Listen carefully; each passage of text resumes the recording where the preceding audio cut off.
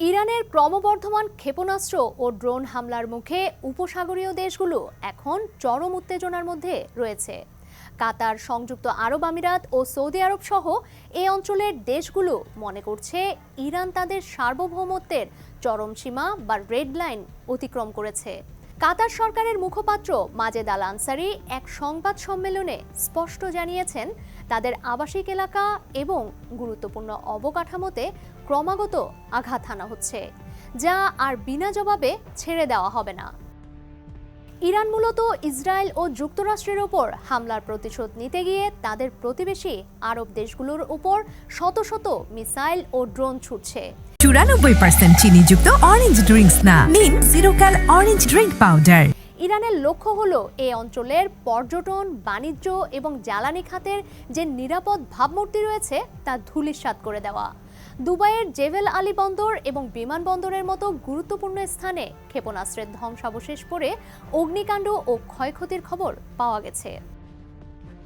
Iran ধারণা করছে আরব দেশগুলোর উপর চাপ বাড়ালে তারা যুক্তরাষ্ট্রকে যুদ্ধ বন্ধ করতে বাধ্য করবে, কিন্তু এই কৌশল উল্টো আরব দেশগুলোকে ওয়াশিংটনের আরও কাছাকাছি ঠেলে দিচ্ছে। এখন পর্যন্ত উপসাগরীয় দেশগুলো তাদের আকাশসীমা বা ভূখণ্ড ব্যবহার করে ইরানের উপর হামলা চালাতে যুক্তরাষ্ট্রকে অনুমতি দেয়নি।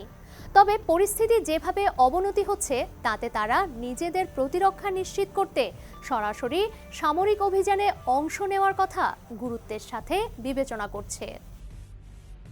গাজা এবং লেবাননে ইসরায়েলি অভিযানের কারণে আরব দেশগুলোর সাথে ইসরায়েলের সম্পর্ক এমনিতেই তলানিতে ঠেকেছে, কিন্তু ইরানের এই বিশ্বাসঘাতকতামূলক হামলা জিসিসিভুক্ত 6টি দেশকে এক অভিন্ন অবস্থানে নিয়ে এসেছে।